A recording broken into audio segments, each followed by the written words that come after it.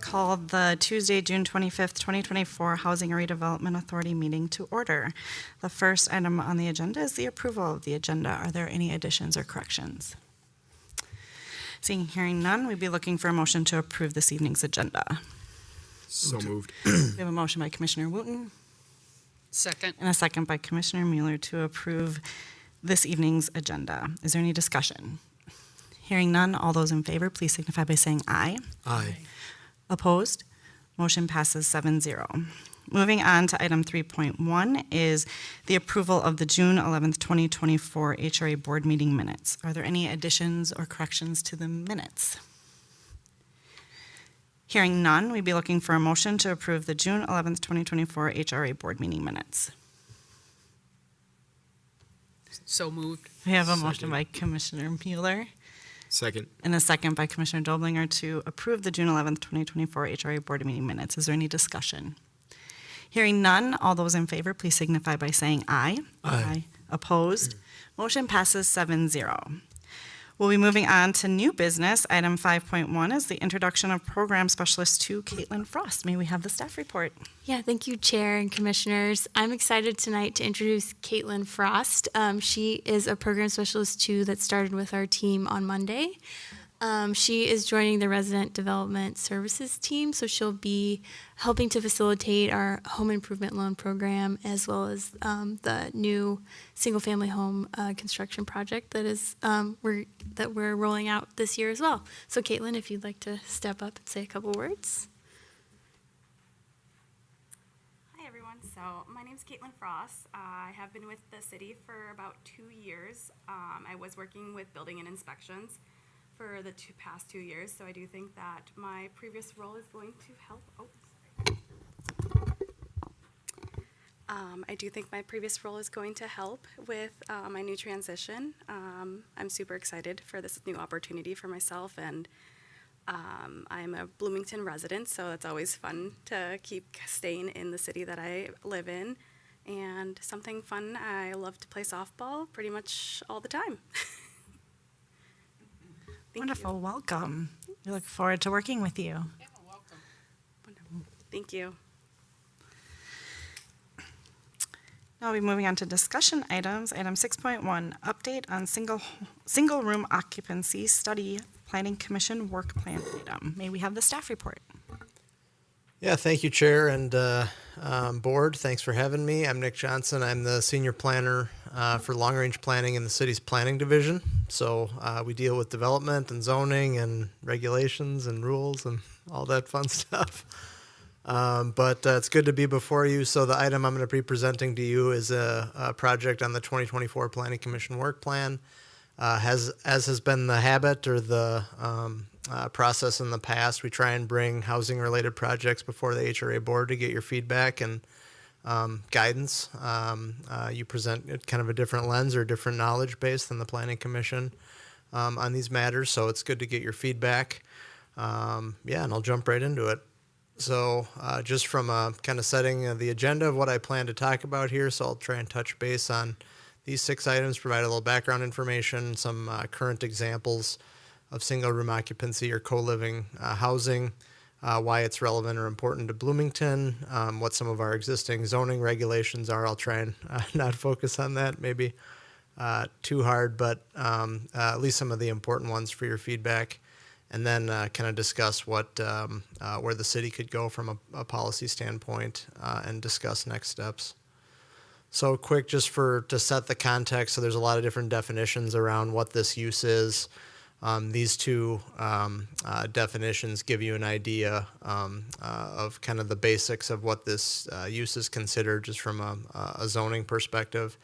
But one thing I'll note here about this slide is that we're hearing more and more of a preference towards co-housing or co-living as the descriptor of this use as opposed to single-room occupancy. I think single room occupancy, just as a label or a name for this housing type, carries with it a lot of kind of past baggage or kind of some negative perceptions. The uses as they're being developed today, particularly in newer settings, are quite different than some of boarding houses or other uses that were developed in the 1950s or 60s or even prior to that. The limited number of development people I connected with on this use certainly had a preference towards co-living or co-housing. But here's a couple definitions to think about as we go through this. But just kind of nuts and bolts, setting aside the formal definitions, what are SROs, what is co-living? It's basically bedrooms being rented out as individual units, as opposed to every component of a dwelling, so including an individual kitchen, an individual bathroom, and an individual kind of common space in addition to the bedroom. These developments tend to be inherently more affordable than typical multifamily or other residential development, just thinking about the guts or infrastructure you need to serve every single bedroom that you would have to duplicate in an apartment building, for example. So they do present that opportunity. They're a little bit, they're considered a better opportunity for reuse or conversion. There's been a lot of energy or attention paid to office conversion in certain housing markets in the United States, as well as hotels, certainly during the pandemic. But the requirements of the building and fire code present a little bit more challenge from a conversion perspective to a multifamily use to an apartment than an SRO. I think it's still difficult for SRO. Certainly there's window requirements, there's light, there's firewalls, there's ratings, there's egress, there's a lot of things that come into play.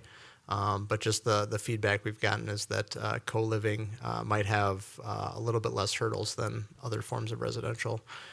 These housing types are not highly prevalent in the Twin Cities region yet. They're most common in the most expensive housing markets in the United States, where there's the greatest pressure.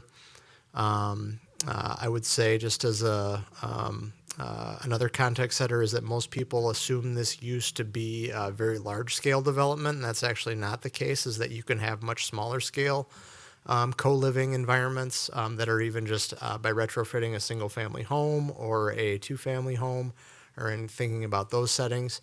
And then this is maybe more relevant to the Planning Commission and the zoning code component of it, but for the purpose of this study, I just want to clarify that what we're looking at is housing types without services. So there's this big umbrella in the zoning code called congregate living, and that also includes uses with services, typically residential care. So think about assisted living, think about housing with other services.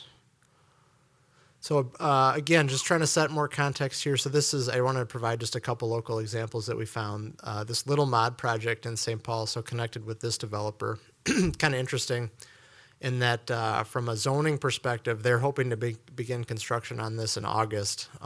And from a zoning perspective, this is actually, according to St. Paul's rules, this is just actually a two-family dwelling. So it's a duplex, but each duplex has 6 bedrooms that are rented out separately, and one shared kitchen and other amenities per each 6 bedrooms. And we're going to talk about occupancy here as part of this too. But in St. Paul, you're allowed to have 6 adults within a single dwelling per their occupancy rules. So yeah, I mean, in a newer construction setting, these obviously can be very nice or amenity-rich spaces. With kind of more intentionality in terms of the programming and the different components of them. Ratio apartments, this is in Columbia Heights. This is actually a larger multifamily building that was developed by Lattice. This is along Central Avenue, so think it's a pretty highly amenitized area just near Northeast Minneapolis. It also is well served by transit. But I think there's over 200 units within this building, and so only 10 of those units are dedicated to co-living. So 40 bedrooms within 10 units. And again, tying to that aspect about occupancy, this was basically approved as a standard multifamily apartment building on the basis of having 4 occupants within a single dwelling. Speaking to that affordability component, and this is a very amenity-rich project. If you go to the website of this project, it's got swimming pools, robust outdoor spaces, really marketed towards younger single adults. But yeah, there's a lot of components that come with the rent in this space. But what they were listing out is rents in the $700 to $1,000 range, which certainly isn't necessarily affordable by a lot of metrics or measures, but by comparable projects at a market rate for, say, a single or 2-bedroom apartment, it actually is quite a bit less in rent per month. On the bottom right side of the slide is just kind of a three-dimensional image of what the floor plans look like in their co-living suite. So again, 4 separate bedrooms. Each has its own individual bathroom, which I think, again, speaking back to the prior generations or ideas about this use, is that it was always shared bathroom facilities. That's not always the case in these newer environments. I think some of the newer ones being developed across the country, I think having their own bathroom is becoming more the standard as opposed to the alternative. But it does have shared cooking and common spaces. So this is one of the kind of early entrants of this use into the Twin Cities market. During the pandemic, Hennepin County took a run at converting a few hotel uses to kind of help provide pandemic-related housing to persons experiencing homelessness as well as other vulnerable populations. Obviously, it was really important to get people their own space during that time and social distancing. And not all of these conversions were done in an SRO format, but some of them had SRO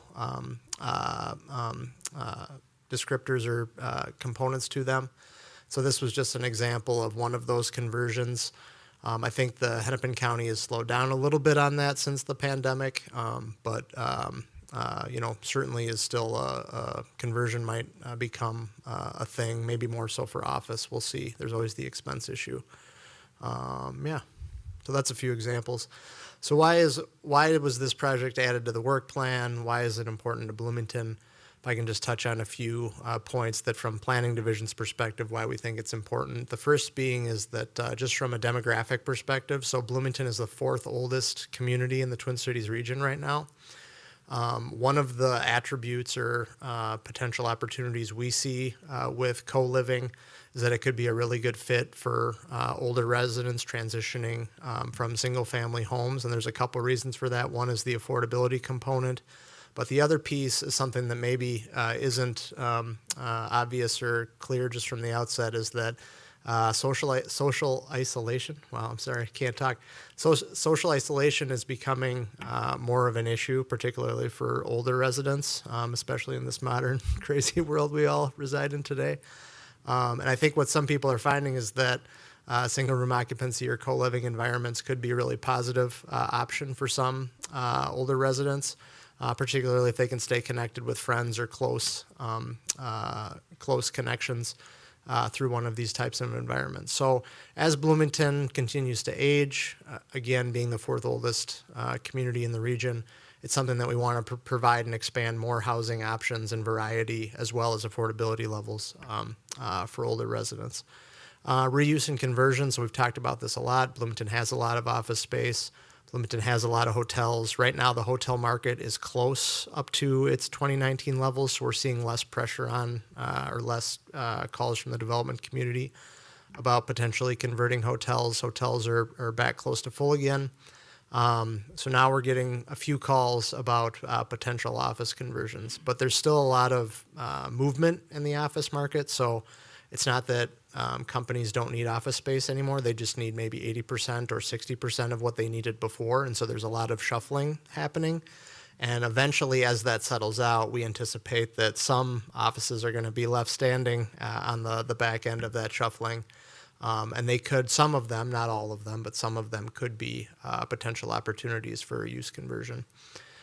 Greater affordability in combating homelessness. So we've talked a lot about that just overall at the City of Bloomington. Every board and commission talks about that on a regular basis. And kudos to you all for keeping that front and center. So obviously there's been successes with the Opportunity Housing Ordinance quite a bit.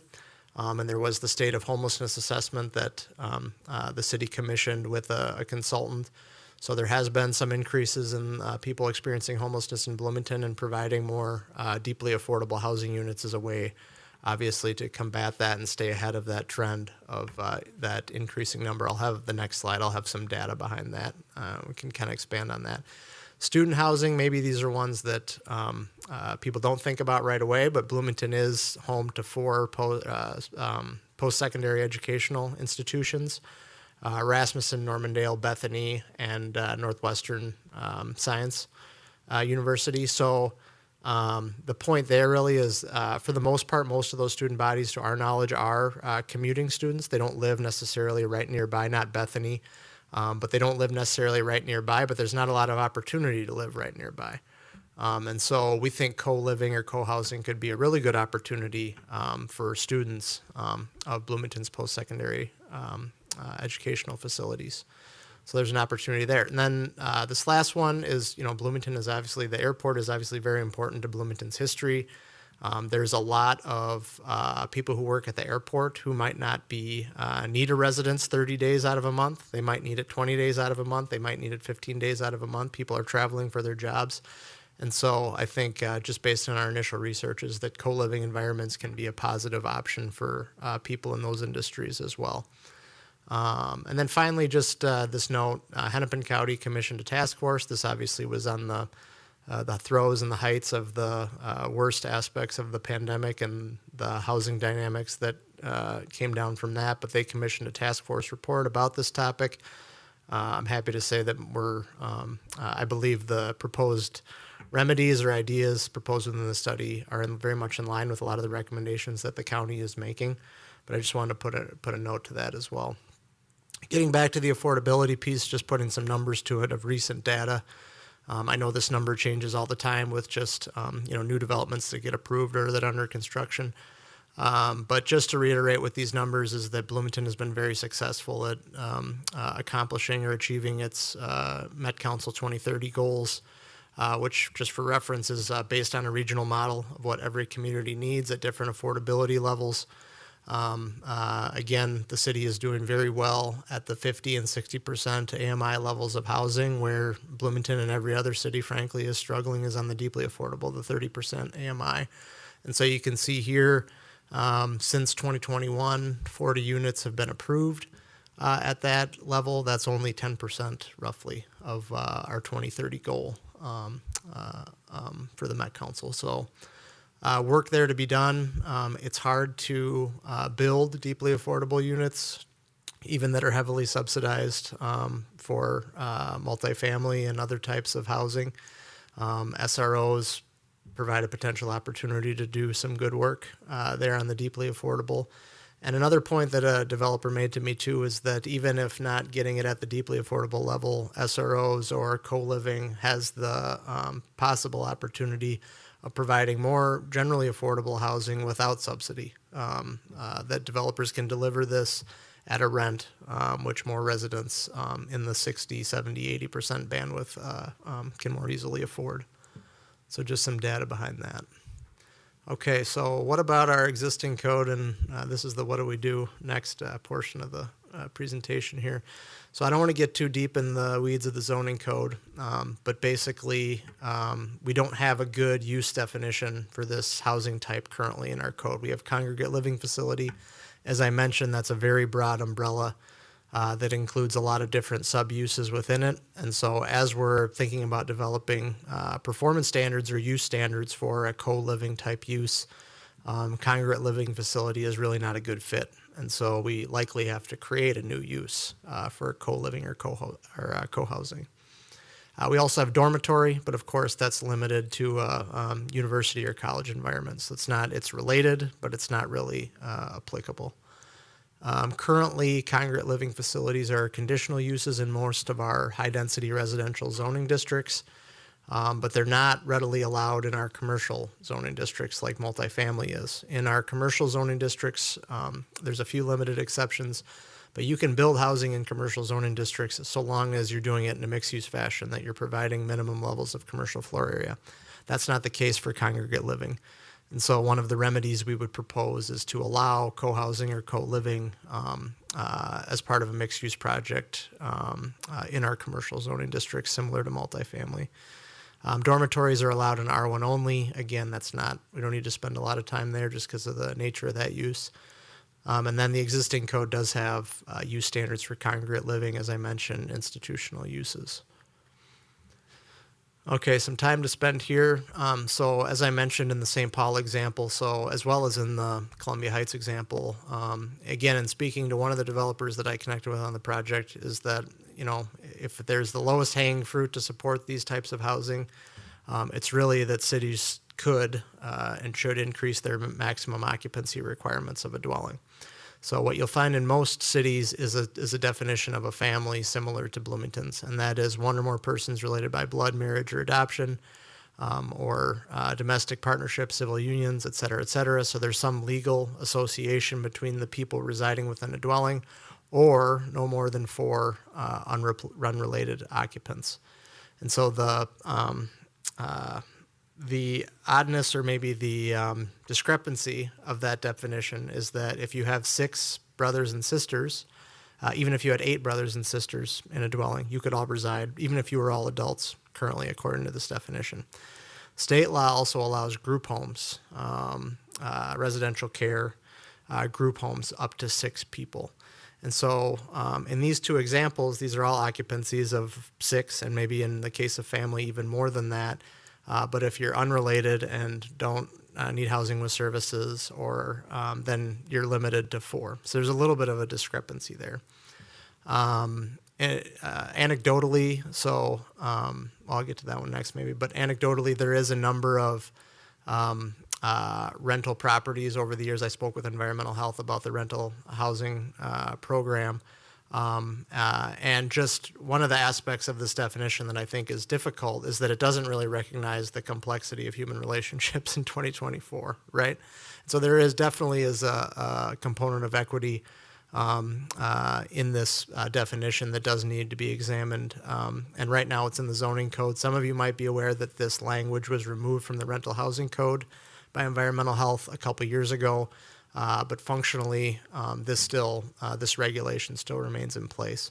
So one of the things this project could do to more enable co-housing or co-living would be to expand or amend the city's definition of occupancy. St. Paul does 6 adults and no more than 6 adults and minor children in their care. That's just one example that exists within the region, and we can research more, and we will. But just wanted to highlight that this is kind of one of those hidden rules that affects people's housing quite a bit without knowledge, maybe. So the use conversion process, the Planning Commission reviewed this last week, I should say. I know the council will review it soon as well. But basically, when a use is being converted, this is maybe just more for information purposes, to get the zoning approvals or entitlements, it's like they're starting from square one. So they have to, in the case if they need to have the correct zoning in place, that sometimes involves rezoning a site, and then going through the proper public hearing procedures to get approval of their new use, with the new use meeting all of the use-specific standards. So there was one conversion of a hotel in Bloomington that got approved, Air Apartments at the Crown Plaza. And those were quite affordable and was a really positive project. We've gotten nothing but good feedback about how it's performing thus far.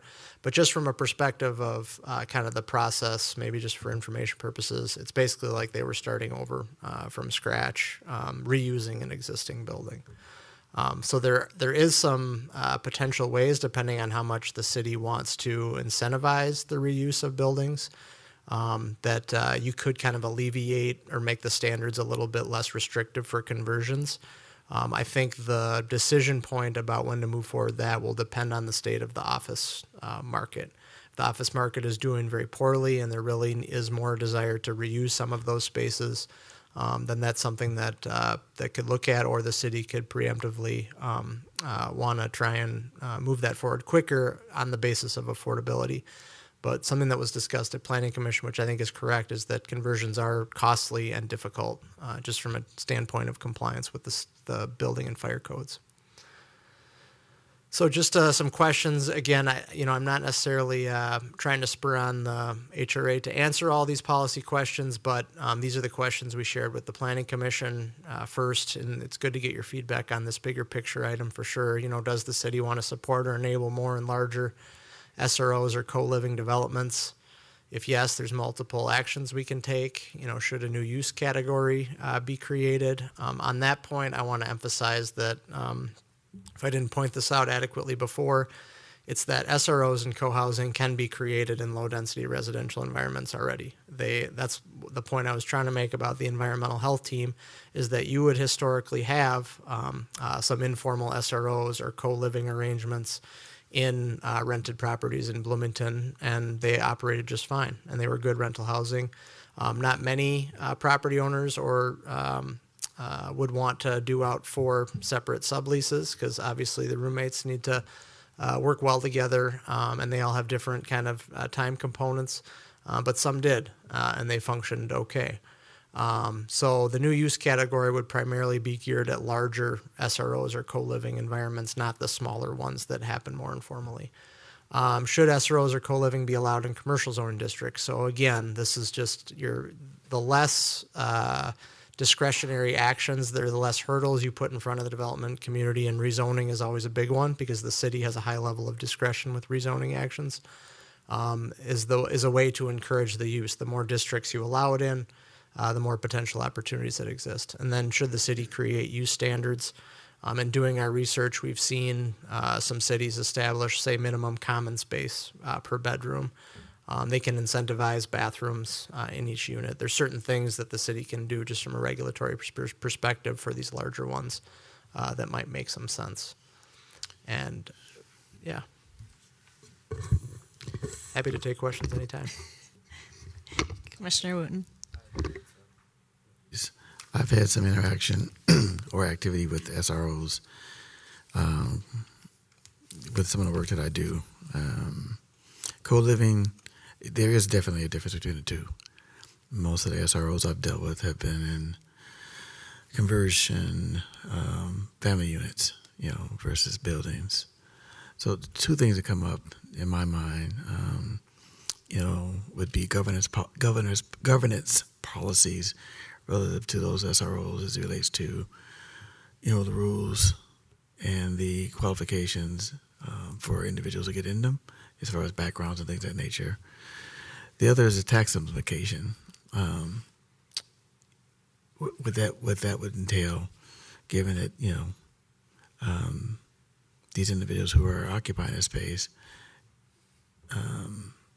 are occupying it as a single unit, and so therefore most of the utilities and other so-called amenities are not paid separately. They're usually encompassed in the rent. So, those are the 2 things I'm thinking about. I have a few other questions, but those would be 2 things I would be wondering. Thirdly, I'm definitely for the idea of incorporating some kind of co-living, type of arrangements, so that we can absorb some of the challenges that are happening. But there are quite a few questions I have relative to governance and then the tax implications. Yeah, thank you, Chair and Commissioner Wooten. So on the first question related to kind of the governance piece, and I don't want to pin too much evidence on one anecdotal conversation I had, but one of the people I spoke with involved in the arena, if you will, said that they kind of have to develop new models of not screening but interviewing prospective residents on the basis of the other residents of the development. That they would actually include existing residents in on either an informal interview or a conversation. But what they emphasize with me is that the limitations of that, or the challenge of that, is obviously they have to abide by fair housing regulations. And so that's kind of the needle they're trying to thread there. And that's essential and important. So that's that piece of that. And then on the tax implications, the city of Minneapolis, when they develop some of their standards, they have a couple sub-uses that fall similarly along these lines. And I believe one of them actually has to have affiliation with a nonprofit or some entity involved in, I think this is more uses geared towards combating homelessness. But so that kind of presents a wrinkle there, and something that was not recommended just on the basis of it being quite limiting in terms of who could actually establish co-housing. But I know I've heard that St. Paul is considering establishing a 4D tax designation, and I don't know a lot about it, so forgive me. But in order to further incentivize these types of uses is to give co-housing that can meet certain affordability requirements without subsidy more favorable tax treatment. But I'm less familiar on the operational paying for the utilities and whatnot. Another question. Commissioner, Oh, go ahead. I'm sorry. go for it. Commissioner Wooten. So another question I have is most of these developments going to be geared or at least looked at for single individuals versus families? Yeah, Chair Commissioner Wooten, that's a good question. Frankly, I think it would be for anyone that would meet the occupancy requirements. One of the challenges of our occupancy requirements now is that, say, if one individual became partnered with another adult, and not in the legal fashion as specified in our definition, is that would have the potential of increasing the dwelling unit from being in compliance with our occupancy requirements to out of compliance. And so I think that certainly I could foresee certain developments being geared more towards individuals without children, but certainly there could be environments where that would work out just fine. It would just to be how kind of the grouping of tenants who are there together and what their expectations are, as well as whether the amenities are kind of geared towards families, I would say. And, I mean, informally, I would say a large multi-generational household living within one home is kind of a form of co-living or co-housing already in a way. So, yeah, I think both outcomes could be possible. It's just what the developer was trying to achieve with the project. Commissioner Wooten. There's programming from the state called scatter site housing, and a lot of that type of housing is interjected in regular communities where the program or the individual who's in the program has their rent subsidized and paid for. Would that be taken in consideration relative to a co-living versus an SRO situation? Thank you, Chair, Commissioner Wooten. Under our current program, which really our rental assistance program right now is the Housing Choice Voucher Program, this type of use wouldn't really be applicable to how that program is structured because each individual voucher holder or household would have to have their own separate like access to the unit and things of that nature. However, I would say we are waiting to hear from the state on the state rental assistance program, and there's significantly more flexibility under that program, and I think there could be a discussion how rental assistance could be provided through that program potentially in the future. With that in mind, I believe this year the legislature has stated that the 30% rule comes into effect for individuals who have SSI as part of their income base, and so therefore they're purportedly going to be able to go into regular units that are not PHA units using 30% of their income and have the rest subsidized. So under that rule or under that legislation, would it then qualify them to be able to? Thank you, Chair and Commissioner Wooten. That's not something I'm as familiar with, but I can look into it and provide a little bit more information. Commissioner Isay.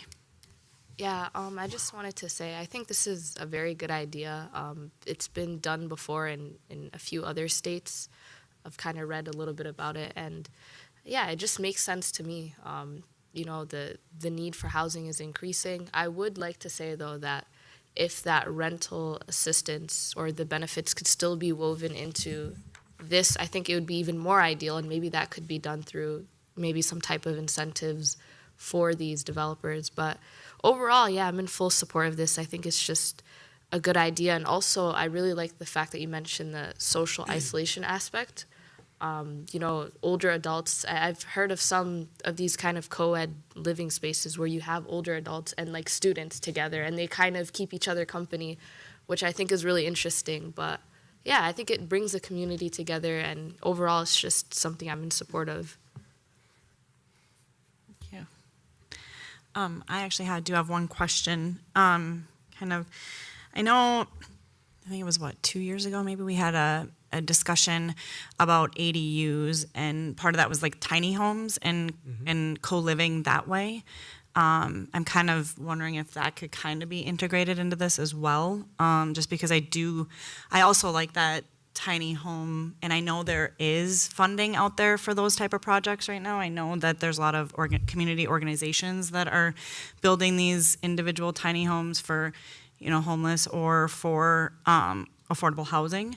So something I kind of would like to maybe see if that could be integrated. But piggybacking off of what you said, Commissioner Issei, I actually read an article not that long ago about a senior home that had all these vacancies, and they had college students move in, and just the difference that made within the senior living. So I agree. I do think that this is definitely something Bloomington should explore more, especially with our aging community. I think it makes complete sense again. I do also want to piggyback off what Commissioner Wooten said about, governance and things like that, and making sure we're protecting all parties as much as we can. I understand there is fair housing, and so we do have to abide by those. But I think I'd like to commend the city for taking this on. I do think that, obviously, I do think a new category should be created. I think, a co-living, I like personally a little better. That's just my personal opinion. And I do think that it should be allowed in commercial zones, zoning districts as well, in my opinion. So that's kind of where I sit on it for the discussion. Commissioner Issei and then Commissioner Mua. Yeah, another thing I wanted to add that's really important is that this actually gives access to, you could say, higher end amenities or even luxuries that maybe lower income people don't ever get, you know what I mean? So having like a nice pool, maybe a nice gym, having that kind of space, or even a kitchen that's better than the standard kitchen in low income housing makes a huge difference, I think, and it kind of creates more equality. Commissioner Mua. Thank you, Chair. I have a lot of questions, but I know this is going to come back later, so I'm not going to ask all of them. I am interested in understanding how many partners and developers do we currently have that are willing and able to do these sort of projects, and then really about the financial viability of the projects. Because I know with a lot of the affordable housing projects we have, there are significant resources that have to go into it from many different organizations. So what's the financial viability to support these developers who are willing to do this? Yeah, Chair, Commissioner Mua, so thanks for that question. I mean, I don't want to beat around the bush that I think that this housing type is fairly new to this market, at least, stretching back from the previous iteration of this use. So there isn't a lot of good local examples to build off of. I don't think there's a lot of local developers doing this quite yet. We have some folks that I've connected with who are bullish that, it's going to move in that direction eventually.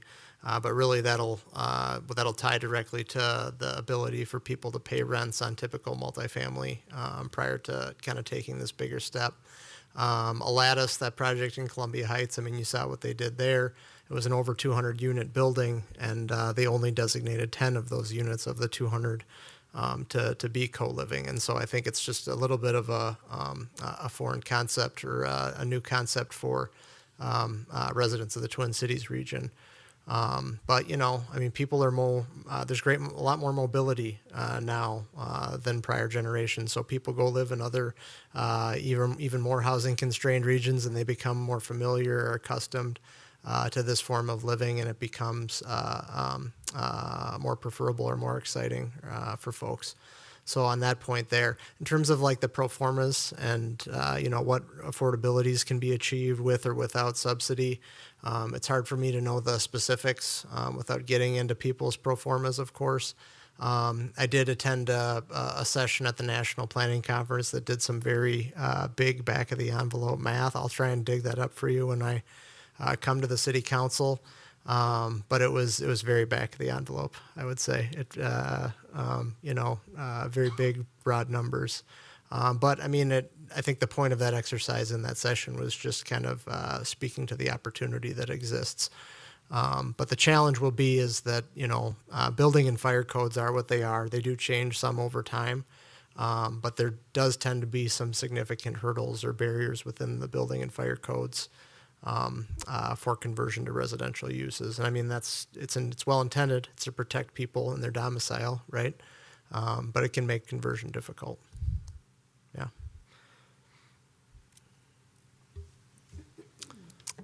Commissioner Mueller. I have two questions that might be almost too general, but first is what kind of outdoor space, green space would would be a requirement built in to this project. And then second, are there any identified properties within the city of Bloomington that's been considered or as a proposal?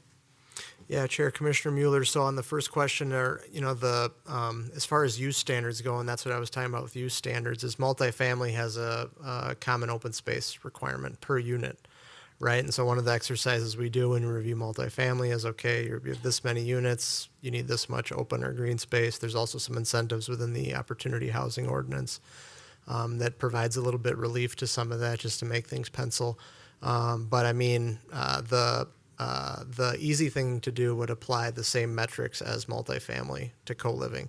But if cities wanted to be in a posture of enabling or supporting this use even more, recognizing the affordability components or benefits of these housing types, they could reduce that potentially in order to incentivize or get more of this development, make it a little more feasible financially. That always gets into a difficulty of providing the same amenities, right? That you certainly want to strive to do that. Sometimes, unfortunately, it is a math and wallet equation. Yeah, on the point about are there any properties identified in Bloomington? Not at this time. Again, as I will point out, I think it's all fairly new. If I may digress quickly and answer your question about the tiny homes, I would just note that we will be back as part of the missing middle housing ordinance. As some of you might have been following the legislature, there was a missing middle housing bill, so that paused our work on that particular topic. But that topic will include cottage courts, which is kind of what they did with the Veterans Village in St. Paul, and other regulations relating to ADUs and whatnot. So that will come back. It's not part of this study, but that is on our radar. Is there any other questions? Commissioner Mua? Sorry. Thank you, Chair. One thing I am particularly interested in is demand for these types of housing units, especially because there are a few examples that are already in use. We'd love to understand just how quickly are these units turning over, how quickly are they getting filled, how long are people staying, to really kind of judge like where we are in the metro with demand for this. Thank you, Commissioner Moore. I will aim to try and get you some information in that regard. Commissioner Carter? Thank you. So one of the things I was just sitting here thinking about, and I think probably because you asked that question, is it would be interesting to know kind of what the average rental cost of one of these units is, and I think you mentioned it, but then how that compares to your typical one-bedroom apartment in Bloomington, because I kind of have in mind right now the people that we have met who have come to listening sessions and written to council who are young people and they just, like they grew up in Bloomington, they want to stay in Bloomington, but they can't afford to live here, or they can't afford to live here and save for a future home.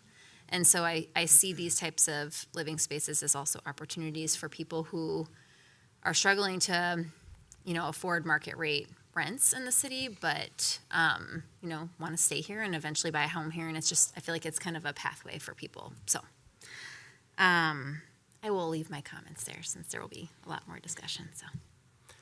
Yeah, Chair, the only thing I would add to that is that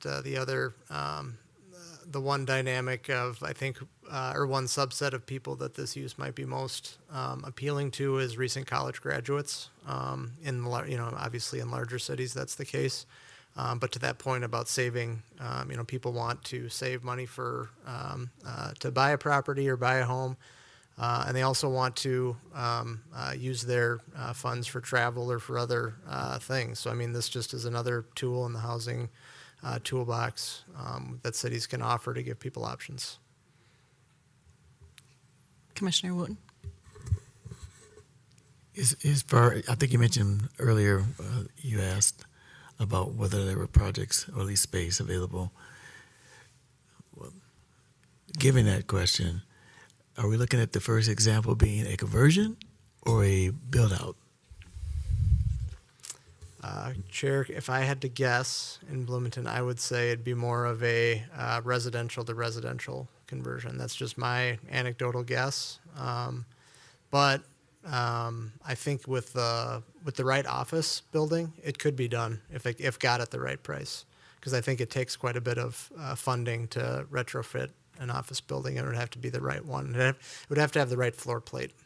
So the state and the building and fire codes have limitations around, office floor plates can be quite wide and deep, and you can line units along the ends, but then you can't have units inside. So it has to be a narrower floor plate, typically, is my understanding. Yeah. I'd just like to add one other thing is I do think as well with the colleges that we do have, I know there is a high need for housing such as this. I know, for example, with Normandale, at least back in the day, my grandma used to rent a room out in her home for college students, and they used to have like a resource for that. So I do think, and this was years ago, and so I can only imagine the need now with affordability and the fact, like piggybacking of what Commissioner Carter said, is it's very hard to afford in Bloomington. And I would say we'd want to keep our college students, local, and I think I can see this being a use for that as well. So other than that, are there any other questions, discussion on this item? Chair, if I may just share the last slide here of just giving, the next steps of what we're doing. So we're going to be going to the City Council for a study session here shortly. And we will, depending on the direction we receive from the City Council, we will begin drafting city code amendments to execute on some of these changes. We will plan, because we're not presenting a full draft ordinance to the Planning Commissioner Council as of yet. We wanted to get kind of their preliminary feedback before we did that. We'll likely bring a draft ordinance before them in a study session environment in September or after this year yet, and then get into public hearings late fall, early winter of this year. Perfect. Any other questions or discussion? Thank you very much for your time. Thank this you. evening. It's always nice to be before you. Yes, thank you. With that, I know it wasn't on the agenda, and I apologize, but I do have one on the commissioner question and discussions. I do have one little update that I'd like to bring to the board in full transparency. As we do know, the administrator position has been posted. I know they're looking for, I think, mid-July or so, hopefully, to start interview processing or the process. I have been asked to be on one of the panels, the second panel, and I would like to make a recommendation that I would like to ask Commissioner Wooten to join, and I want to be transparent with the board on that and have any discussion or concerns or questions regarding that, if everybody's in favor. I mean, it's not something we vote on, obviously, but it was just, I would like to see another commissioner on the panel, and that was offered. So if that is okay with Commissioner Wooten as well. But they're hoping, I think, to have second round of interviews, hopefully the end of July. So I just want to say I want to commend the staff for moving this forward as quickly as possible at this point. I know there's a lot of work in this, and so with that, I don't know if Administrator Anna has anything more to add. No, thank you, Chair. Just want to reiterate the current timeline is that first round interviews would be mid-July with the second round towards the end of July. So that is the current timeline we're working through. And the position has been published, as I said, over email too. So thank you. So if there's no other questions or discussion, we'd be looking to adjourn the Tuesday, June 25th, 2024 Housing and Redevelopment Authority meeting. We'd be looking for a motion to adjourn. We have a motion by Commissioner Mua and a second by Commissioner Doblinger to adjourn the Tuesday, June 25th, 2024 HRA meeting. Is there any discussion? All those in favor, please signify by saying aye. Aye. Opposed? Motion passes 7-0.